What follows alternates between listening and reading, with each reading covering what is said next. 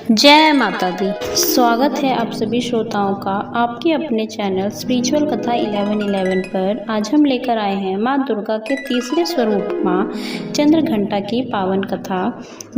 हम जानेंगे कि माता की उत्पत्ति कैसे हुई और क्यों इन्हें शांति और वीरता की देवी कहा जाता है। तो आइए श्रद्धा और भक्ति के साथ सुनते हैं माँ चंद्रघंटा की यह कथा।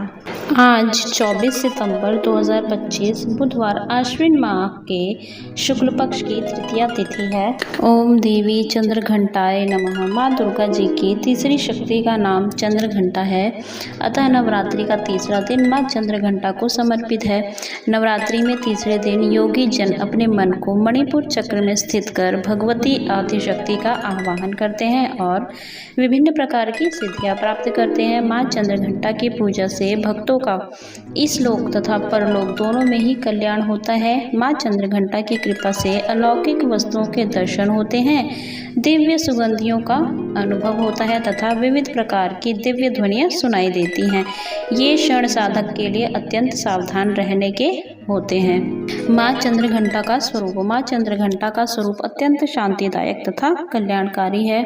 इनके मस्तक पर अर्धचंद्र विराजमान है व इनके हाथों में भयावह गर्जना करने वाला घंटा है, जिस कारण इन्हें चंद्रघंटा कहा जाता है। इनके शरीर का वर्ण स्वर्ण के समान सुनहरा चमकीला है। इनके 10 हाथ हैं, जिनके द्वारा भगवती के विभिन्न अस्त्र शस्त्र धारण किए हुए हैं। इनका वाहन सिंह है तथा इनके घंटे की सी भयानक ध्वनि से दानव दैत्य आदि भयभीत रहते हैं और देवता जन तथा मनुष्य सुखी होते हैं। इनकी मुद्रा युद्ध के लिए उद्यत रहने की होती है। माँ चंद्रघंटा की कृपा से साधक के समस्त पाप और बाधाएं विनष्ट हो जाती हैं। इनकी आराधना सद्य फलदायी है। माँ भक्तों के कष्ट का निवारण शीघ्र ही कर देती हैं। इनका उपासक सिंह की तरह पराक्रमी और निर्भय हो जाता है। इनके घंटे की ध्वनि सदा अपने भक्तों को प्रेत बाधा से रक्षा करती है। माँ का स्वरूप अत्यंत सौम्यता एवं शांति से परिपूर्ण रहता है। इनकी आराधना से वीरता, निर्भयता के साथ ही सौम्यता एवं विनम्रता का विकास होकर मुख, नेत्र तथा संपूर्ण काया में कांति गुण की वृद्धि होती है। स्वर में दिव्य अलौकिक माधुर्य का समावेश हो जाता है। माँ चंद्रघंटा के भक्त और उपासक जहाँ भी जाते हैं, लोग उन्हें देखकर शांति और सुख का अनुभव करते हैं। माँ के आराधक के शरीर से दिव्य प्रकाश युक्त परमाणुओं का अदृश्य विकिरण होता रहता है। यह दिव्य क्रिया साधारण चक्षुओं से दिखाई नहीं देती, किंतु साधक और उसके संपर्क में आने वाले लोग इस बात का अनुभव भली भांति करते रहते हैं। माँ चंद्रघंटा उत्पत्ति कथा। माँ चंद्रघंटा की उत्पत्ति कथा बेहद रमणीय है। कथा के अनुसार जब देवी सती ने अपने शरीर को यज्ञ अग्नि में जला दिया था, तब उसके पश्चात उन्होंने पार्वती के रूप में पर्वतराज हिमालय के घर में पूर्ण जन्म लिया। पार्वती भगवान शिव से शादी करना चाहती थी, जिसके लिए उन्होंने घोर तपस्या की।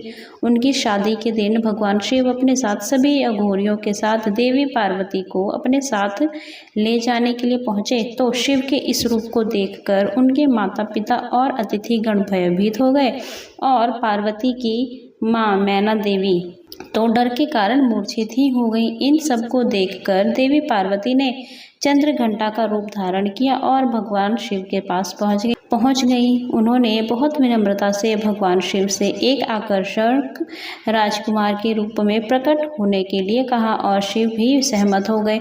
पार्वती जी ने फिर अपने परिवार को संभाला और सभी अप्रिय यादों को मिटा दिया और दोनों का विवाह हो गया। तब से देवी पार्वती को शांति और क्षमा की देवी के रूप में उनके चंद्रघंटा अवतार में पूजा जाता है।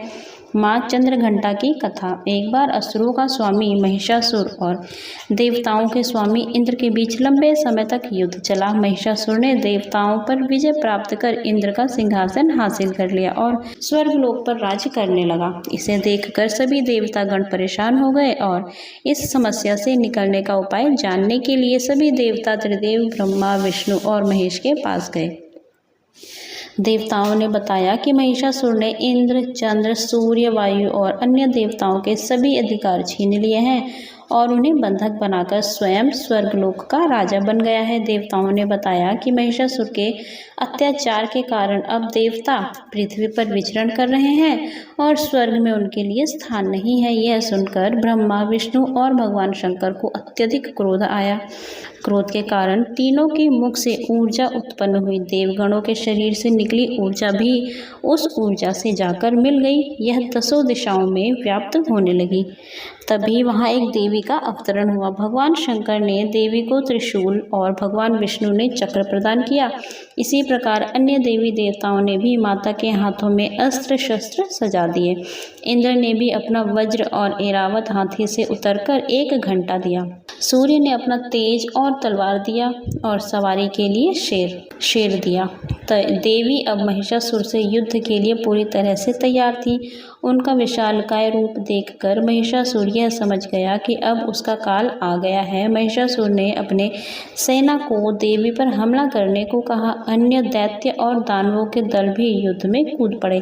देवी ने एक ही झटके में ही दानवों का संहार कर दिया। इस युद्ध में महिषासुर तो मारा ही गया, साथ में अन्य बड़े दानवों और राक्षसों का संहार माँ ने कर दिया। इस तरह माँ ने सभी देवताओं को असुरों से अभय दान दिलाया। माँ चंद्रघंटा का उपासना मंत्र एवं विधि। पिंडज प्रवरारूढ़ा चंडकोपास्त्र कैर्युता प्रसादम तनुजे मह्यम चंद्रघंटेति विश्रुता। स्वर्ण के समान उज्ज्वल वर्ण वाली माँ चंद्रघंटा का स्वरूप बहुत ही अद्भुत है। इनके 10 हाथ हैं, जिनमें इन्होंने शंख, कमल, धनुष, बाण, तलवार, कमंडल, त्रिशूल, गदा आदि शस्त्र धारण कर रखे हैं। माँ चंद्रघंटा पूजा विधि। सूर्योदय से पूर्व उठकर स्नान आदि करके स्वच्छ वस्त्र धारण करें, फिर पूजा स्थल को साफ करें। अब माँ को गंगा जल से स्नान कराएं और फिर उन्हें धूप, दीप, चंदन, सिंदूर, पुष्प अर्पित करें और मिठाई का भोग लगाएं। अब माँ चंद्रघंटा के मंत्र ओम देवी चंद्रघंटाय नमः का जाप करें। माँ दुर्गा की आरती उतारें और दुर्गा चालीसा का पाठ करें। तो श्रोताओं, यह थी माँ चंद्रघंटा की पावन कथा। आशा है आपको यह वीडियो पसंद आई होगी। माता रानी आप सभी पर अपनी कृपा बरसाएं। जुड़े रहिए हमारे चैनल स्पिरिचुअल कथा 1111 के साथ और पाएं रोज नई नई धार्मिक कथाएं। जय माता दी।